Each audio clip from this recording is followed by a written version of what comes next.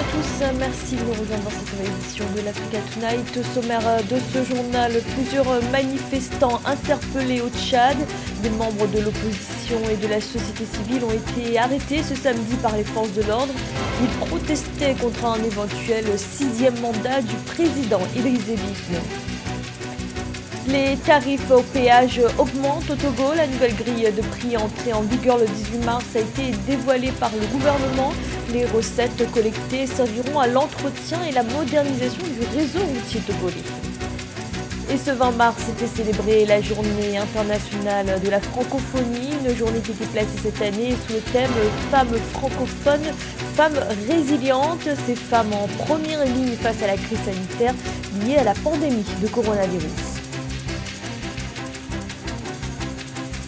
Mais tout d'abord, en Éthiopie, l'autorité électorale nationale a annoncé ce samedi le nombre d'observateurs qui seront présents au scrutin parlementaire du mois de juin prochain. 134 109 observateurs au total, déployés par 36 organisations de la société civile, suivront les prochaines élections. Le 5 juin, 47 partis et 125 candidats indépendants vont se disputer les 547 sièges du Parlement et des conseils régionaux. Plusieurs arrestations au Tchad en marge d'une manifestation de l'opposition et de la société civile. Ce rassemblement organisé ce samedi en protestation à un éventuel 6e mandat du président Idriss Déby Itno avait été interdit par les autorités. Mahamat Nour Ibedou, secrétaire général de la Convention tchadienne de défense des droits de l'homme, Khalid Daoud, chargé des relations publiques de la Convention, et plusieurs autres leaders de la société civile et de l'opposition ont été interpellés par les forces de l'ordre. Reportage de notre correspondant Mahamat Ramadan. Au Tchad, plusieurs manifestants ont été arrêtés dans la capitale ce samedi 20 mars 2021 suite à des marches pacifiques initiées par l'opposition et la société civile. Dénommées Wakit Tama, qui signifie en arabe local « il est temps », ces marches pacifiques ont pour but de boycotter l'élection présidentielle prévue le 11 avril 2021 et protester contre le 6e mandat du président Idriss Déby Itno. Donc à partir d'aujourd'hui, faire le point de presse, communiquer de presse, pour nous ça suffit. À partir d'aujourd'hui, nous devons assumer notre responsabilité devant l'histoire. Quoi qu'il en soit, quoi qu'il en coûte. Ça veut dire descendre sur la route. Avec les élections, on ne peut jamais changer ce régime-là. Il faut que ça soit clair.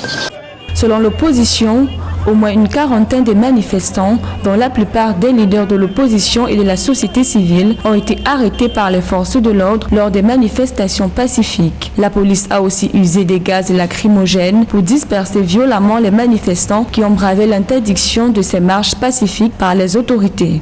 Plus jamais la population observera qu'une manifestation est interdite. Je dis plus jamais.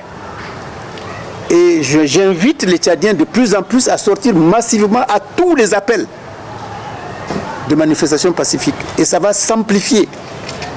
Ce mouvement va s'amplifier, je vous le garantis. Après des affrontements entre les forces de l'ordre et les manifestants, la tension s'est apaisée dans les rues de N'Djamena. Dans la soirée de ce samedi, les marchés ont réouvert et les transports en commun ont repris timidement sous haute surveillance des forces de l'ordre. Aucune condamnation internationale n'a été enregistrée après les arrestations des opposants. Le nouveau commissaire du département des affaires politiques, de la paix et de la sécurité de l'Union africaine a pris ses fonctions.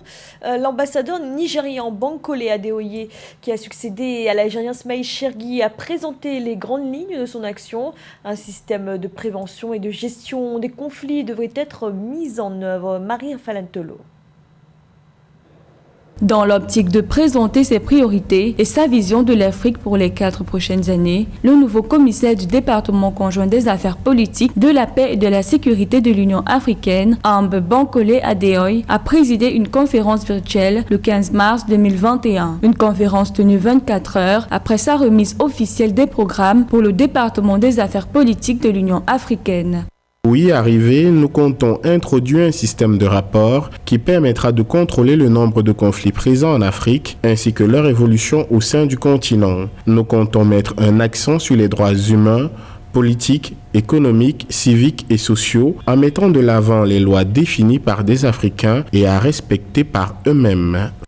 Parmi les priorités énoncées par Ambe Bankole Adeoye figure l'implémentation d'un nouveau système de prévention et de gestion de conflits en Afrique, le renforcement et la consolidation de la démocratie, la construction de nouveaux partenariats permettant de faire taire les armes sur le continent et l'initiation des dialogues pour régler les différents conflits à l'intérieur et entre les États.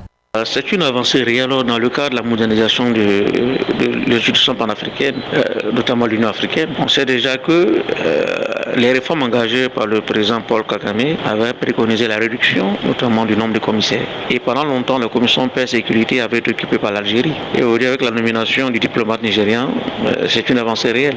D'autant plus que la plupart des crises sécuritaires qui se déroulent sur le continent africain sont essentiellement de la zone sahélienne, en dehors notamment des tensions en Mozambique. Donc c'est une question de justice et c'est une question de réalité politique. En nommant un diplomate dans l'espace ouest-africain, cela va permettre alors à l'Union africaine de mieux appréhender les crises. Cette nomination appelle ainsi le nouveau commissaire du département conjoint des affaires politiques de l'Union africaine à assurer une surveillance continue des tendances politiques, pacifiques et sécuritaires et à évaluer, analyser et dresser des rapports et relatifs en temps opportun. Dans l'actualité également, au Niger, 4000 parcelles en cours de viabilisation seront destinées aux travailleurs touchant autour de 57 000 francs CFA, ce qu'a indiqué le ministre de l'Urbanisme et de l'Habitat, Mamadou Waziri. Au total, ce sont 15 000 parcelles qui seront distribuées aux travailleurs des secteurs publics, parapublics et privés. Les critères de sélection des bénéficiaires n'ont pas encore été communiqués, mais il devrait s'agir, selon le ministre, de l'âge, du revenu et de la charge familiale. Notamment, ces parcelles entrent dans le cadre du volet logements sociaux du programme présidentiel. Au Ghana, les prévisions pour la récolte 2021 de cacao sont à la hausse. Le pays attend une récolte de 896 000 tonnes à la fin de la campagne actuelle. Des résultats qui s'expliquent notamment par la distribution des engrais subventionnés et des semences améliorées à 1,7 million de producteurs. Amanadi. Principal pilier du secteur agricole ghanéen, la filière cacao anticipe une récolte de 896 000 tonnes d'ici la fin de la campagne 2020-2021. Une prévision qui fait suite à une contre-performance observée au niveau de la production au début de la crise sanitaire du Covid-19.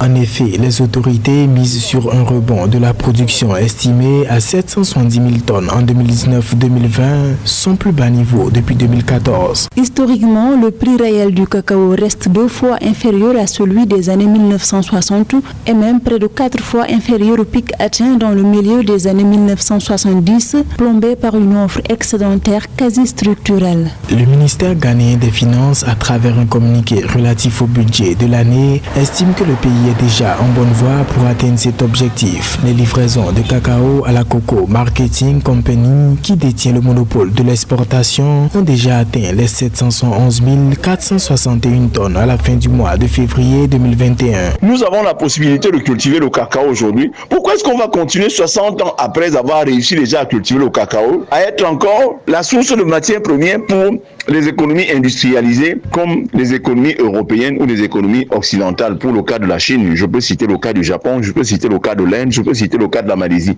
Pensons à travailler sur la durée. Le Ghana n'est pas plus grand en superficie que le Cameroun. Pourquoi il produit plus de cacao que le Cameroun? La Côte d'Ivoire, c'est 350 ou 370 000 km², donc moins que le Cameroun qui fait 475 442 000 km². Le Cameroun, pendant qu'il plane à 260 000 tonnes, la Côte d'Ivoire tutoie 2 millions 200 000 tonnes, c'est-à-dire 10 fois cela en une année. Notons qu'entre 2020 et 2021, le tarif en hausse de 28% à $1 842 pour la tonne de cacao a incité certains exploitants à réaliser des investissements dans leurs plantations, ce qui a eu un effet positif sur la production. Il va désormais falloir débourser un peu plus au point de péage au Togo. De nouveaux tarifs sont appliqués depuis le 18 mars après un ajustement des prix réalisé par le gouvernement. Les recettes iront à l'entretien du réseau routier. À noter que les sociétés de transport se sont engagées à ne pas répercuter cette hausse sur leurs propres tarifs. Samantha Saberou Saboubanga. Les autorités togolaises avaient annoncé en date du 23 décembre 2020 l'ajustement des prix au point de péage à partir de mars 2021. La nouvelle taxe sur les véhicules à moteur est effective depuis le 18 mars. Les recettes serviront pour l'entretien des routes togolaises. Ces nouveaux tarifs concernent les tricycles, soit 100 francs, les véhicules légers dont les tarifs passent de 300 à 500 francs et les faits nouveaux, les 2 roues qui payent 50 francs. En effet, pour cette année, ce pays d'Afrique de l'Ouest veut mobiliser 13 milliards de francs CFA pour faire face au déficit de l'entretien de son parc routier. Que chaque fois que l'État lève une taxe, c'est une technique qui consiste à permettre d'améliorer les recettes de l'État. Donc quand vous améliorez les recettes, il faut se poser la question, quelle est la contrepartie en termes de dépenses? Si les dépenses iront bien sûr dans le domaine des transports, et on pourra en discuter. La réalité est que, en améliorant les recettes sur les véhicules, il n'y a pas de différenciation. Ces nouveaux tarifs ont été adoptés après des concertations entre le gouvernement et les associations des transporteurs au Togo. Ainsi, les acteurs de la filière ont donné l'assurance que les tarifs des transports restent inchangés. Notons que depuis 2005, l'État du Togo déclare avoir livré 200 km de routes bitumées dans toutes les 5 régions économiques du pays. Le coût investi dans ces infrastructures s'élève à plus de 1,5 milliard de francs CFA. Alors, comme il s'agit de recettes, par définition, ça rentre dans le budget général du pays et donc dans la richesse nationale, que souvent on peut réduire en économie au produit intérieur brut. Alors, est-ce que cette taxe va contribuer au produit intérieur brut? La réponse est oui. Est-ce que c'est une valeur ajoutée? Là, on ne sait pas. Parce que la valeur ajoutée, pour pouvoir le manifester clairement, il aurait fallu que cet argent qui rentre dans les caisses de l'État puisse être recyclé vers quelque chose qui améliore éventuellement le secteur transport lui-même. En 2020 déjà, la Société autonome des fonds pour l'entretien routier avait estimé officiellement ses besoins financiers pour l'entretien des routes à près de 39 milliards de francs CFA contre 14 milliards de francs CFA de recettes disponibles. La journée internationale de la francophonie était célébrée ce 20 mars cette année dans le contexte singulier de la crise sanitaire. Cette journée a été placée sous le thème « Femmes francophones, femmes résilientes », l'occasion de célébrer ces femmes dont les conditions de vie ou d'exercice de leur activité ont été rendues encore plus difficiles par la pandémie. Corinne Kamse.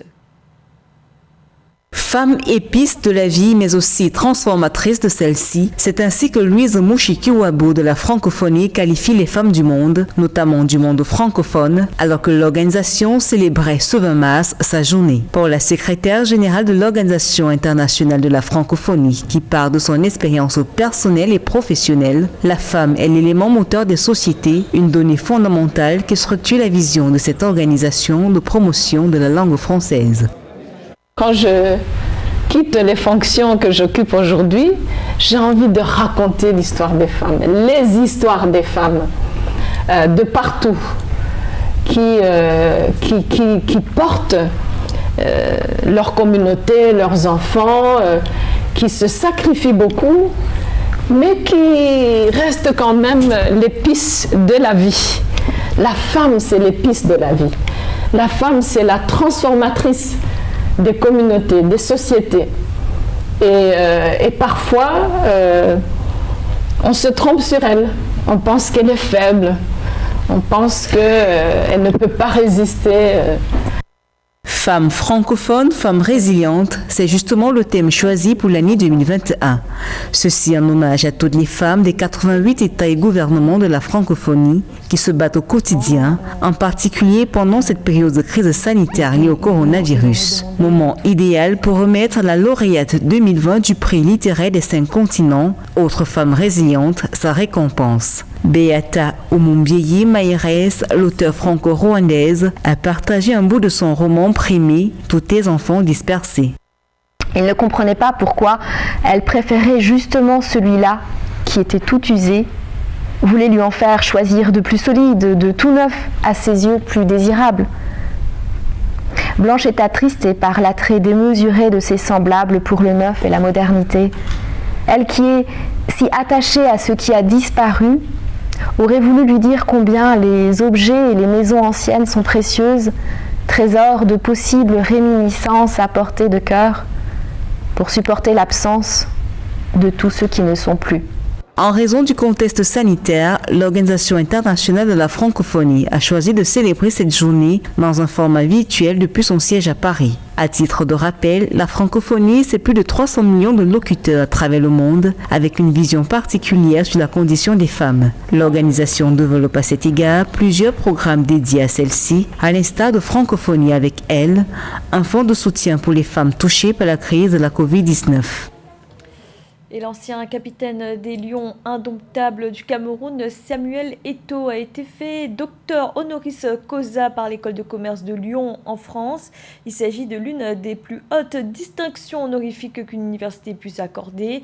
Le titre de docteur honoris causa récompense notamment des personnalités de nationalité étrangère en raison de services imminents rendus aux sciences, aux lettres ou aux arts, à la France ou à l'université. L'école de commerce de Lyon a ainsi salué le parcours sportif mais également l'engagement social de Samuel Eto'o. C'était le journal de la rédaction. Merci de l'avoir suivi. Retrouvez dans un instant une nouvelle édition de l'information.